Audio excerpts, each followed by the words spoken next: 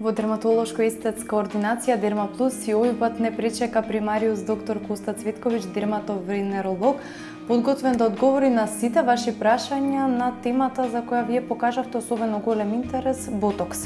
И ве најпрво би сакала да ви поставам прашање што е тоа ботокс и зашто се користи. Ботоксот е токсин кој е пронајден уште 1700-та година и многу е интересно како е пронајден во кобасици. И латинското име ботокс значи кобасица во превод, бидејќи бил пронајден во кобасиците и бил многу смртоносен. Значи интересно да се каже дека 1 килограм од правиот ботокс токсин може да предизвика смрт на целата планета, наша планета. Значи многу сериозен токсин. Иначе за среќа уште пред 10 години, 2000-та година, Американската асоциација за храна и лекови го одобрува ботоксот за лекување и за косметски третмани. Така, дали третманот е безбеден сега со ботокс? Третманот е многу безбеден, бидејќи мораат лекарите кои го употребуваат да одат на обука и тоа се така мали микрограмски количини на токсинот тип А, кои ако се работи по сите правила, значи е многу безбеден. Има неколку основни постулати кои треба да се применат за користење на ботоксот, а тоа е да биде секогаш транспортиран и чуван на минус температура и од кога ќе се раствори, иначе он доаѓа како праша, кога ќе се раствори, употребата му е 8 часа од растворање. Така да, ако тој период се пролонгира, резултатот од третманот со ботокс е незадоволителен. Значи, некои пациенти се незадоволни, не ги фатил, не ги исправило брчките, тоа е резултат на неможност на трошење на ботоксот во периодот од 8 час. Така, меѓутоа негативни последици врз организмот, врз здравјето не може да има? Не, во тој случај не. Има негативни последици ако се предозира или ако ботоксот во растварањето се зголеми концентрацијата на раствор. Значи тогаш се прелева во ткивата и може да зафати несакани мускулни групи, да речеме на окото, па да направи птоза на окото, значи очниот капак да падне и 2 до 3 месеца може пациентот да има сопаднат еден или двата очни капаци, што е мислам сериозна. Така, сериозна последица. Оние кои веќе го испробале третманот, веќе кажуваат дека е безболен, меѓутоа се употребува игли. Дали е безболен? Што чувствува клиентот за време на третманот?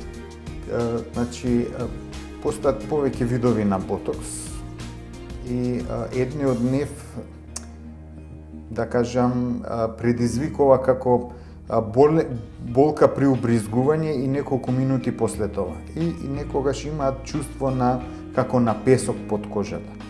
Поквалитетните типови на ботокс немаме такво чувство. Боцкањето е со игли од 3 мм, со скоро невидлива игра, точно се убризгава во местото на саканиот мускул кој сакаме да го релаксираме, за разлика што многу од пациентите мислат дека мускулот е затегнат. Мускулот е всушност е релаксиран и е потполно безболен. Така, вие веќе спомнавте, а и на сите најдобро познат ми е третманот со ботокс за пополнување на борите. Би сакала да прашам зашто се друго би можело да се користи ботоксот? Ботоксот се користи и има и медицински индикации. Значи, се користи кај луѓе кои имат блефароспазм, значи неконтролирање трепкање на окото. Значи, настанува оштетување на предниот зид на окото од многу трепкање и кога ќе се убризга ботокс на точно одредено место, во точно одредена регија, тој спазам на мускулатурата веќе го нема. Значи, пациентот гледа нормално како со другото око, нема прекумерни трепкања на очите. Понатамо се користи во регија на дебелото црево, значи во задниот дел кај чмарот, каде имаме сфинктерот е многу стегнат на чмарот и се користи ботокс во тие регии да се опушти сфинктерот.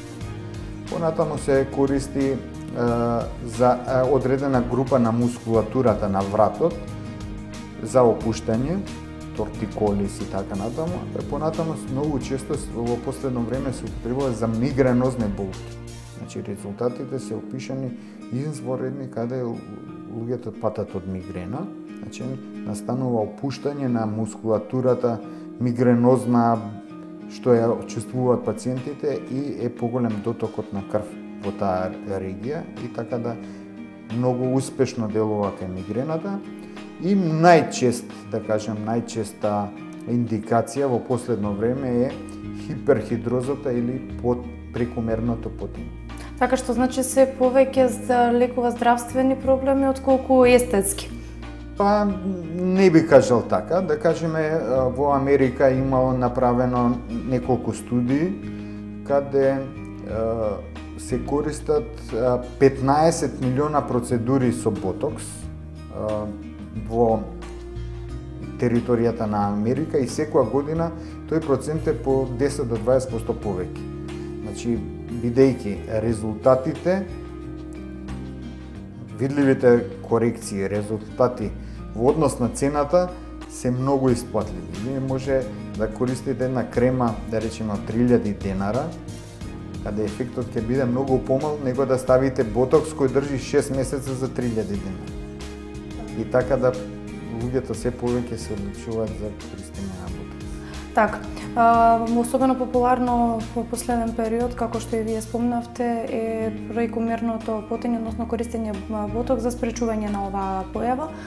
Сега сите знаеме дека потењето е до некаде здраво, па би сакала да прашам оно што повеќето луѓе се скептични за ботоксот кај овој третман е тоа каде оди потта, дали го спречува тој процес на организмот ботоксот? Значи, ботоксот се аплицира на региите кај што имаме прекумерно потење. И тие регии се дланки, табани и под пазувите. Значи, при убризгувањето на ботоксот настанува релаксација на малите мускули која